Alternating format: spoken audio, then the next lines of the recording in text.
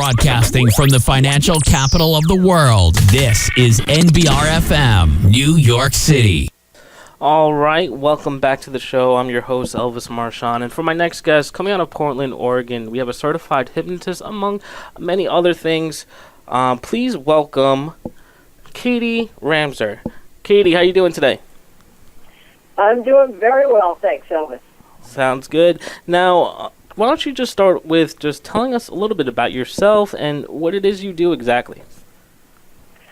Okay. Well, what I do exactly is work in the field of hypnosis, as you already know. And hypnosis is, we all go into very light hypnotic states many times a day, 50 times a day, when we daydream, when we imagine things like that. What hypnosis does is helps you shift into another part of your brain where you're really relaxed and where you can actually change behaviors. In other words, find a way to rewire your brain so that you can make better decisions about certain things, so you can calm yourself down, so you can actually become more creative, perhaps, things like that. Gotcha. Now, what got you started in this sort of field of work? Well, I'll give you a brief story about what led me to come into the field of hypnotherapy as well as some of the other areas that I work. I basically had a psychic vision one evening when I was 16 years old, a clairvoyant vision that my older brother, Andy, was going to be killed in a car accident. And I'd never, ever had a vision like that before, so I just tossed it aside. But the following day, unfortunately, I discovered that he had been killed the night before in a car accident. So that was so devastating to my family on multiple levels. And so a few months after that, I ran across a book which was about a woman who was in a Nazi death camp. And every night before she was interrogated by the Nazis, she asked them if she could hypnotize herself for 3 minutes. And they said that would work fine. So she went ahead and did that, and she got a full night's rest, believe it or not, in 3 minutes. So basically that was an amazing, and she survived. And so amazingly that opened a door for me to help me really understand how powerful the human brain is. We're so creative. We have so many ways to enhance the way we see the world. And the field of neuroscience really is the basis upon which hypnosis exists.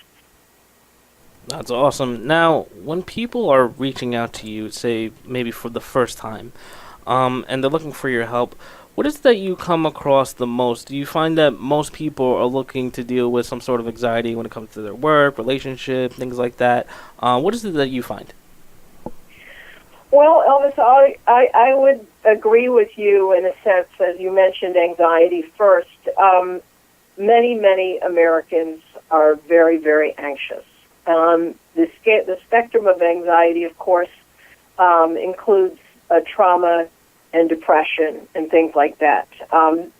So there's multiple different ways to address the anxiety, and I could list a few, but that might take longer than we need for this interview. But I help people with anxiety, and for example, people who have fear of flying, people who get stuck in elevators or afraid of being stuck in elevators, people who are just anxious about their job. Are they performing well enough? People who have anxiety regarding public speaking, for example.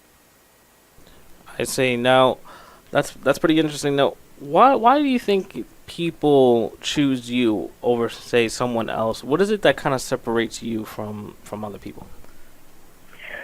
I'd say that part of what separates me from other people is I am a very intuitive person, so I can help relate with them better, and I'm able to actually have a sense of, how to dig under the surface a little bit to help them sort of open up and be able to get to the root of the problem more quickly. So listening to them and being able to craft a creative approach that's just for them. Gotcha. Now, when people hear, hypnotist or hypnotherapy, I'm sure there's been maybe people that have the wrong idea about it. That people think that it's one thing, but it's really not.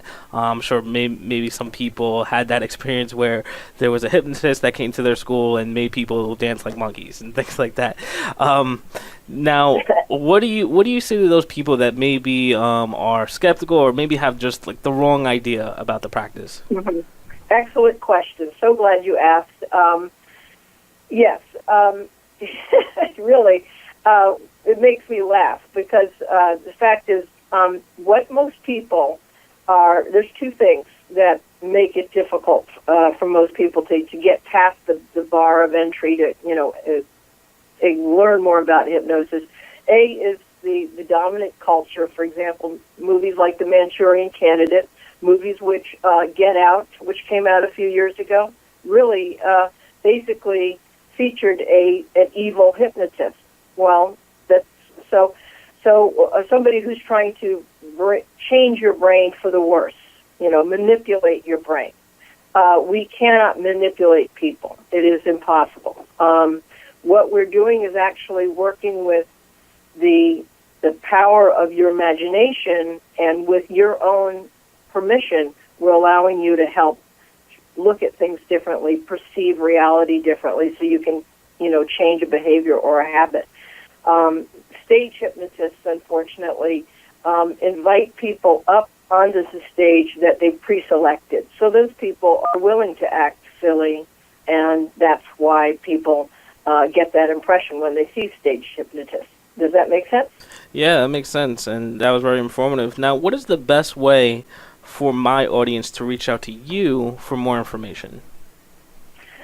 The best way that anybody could reach out to me, even if it's, for a question or more than that, is they can go to my website. They can schedule a free consultation appointment if they'd like, because there is a place right on my homepage where they can find that. They can text me using my phone number, which is on my website, or they can call and leave a voicemail. And the final would be they can actually email me at katie@innerpathwayhypnosis.com. Awesome. Well, Katie, I just want to thank you so much for coming on air with us and getting a chance to speak with everyone. I really do appreciate the time. Thanks, Elvis. Appreciate it very much. You're welcome. And for everyone else listening, please stay tuned. We'll be right back. Broadcasting from the financial capital of the world, this is NBR-FM, New York City. When I was little, I didn't talk for a long time. I liked things to always be the same. Anything new or different would scare and upset me. I was very sensitive to lights and sounds. It was almost like I had bigger eyes and ears than everyone else. So I built secret hiding places where nothing could get in. I didn't like looking people in the eye. It made me feel uncomfortable. I'd throw big tantrums over little things, like when my socks didn't match. Sometimes I'd do the same things over and over. Until one day, I found out I had autism.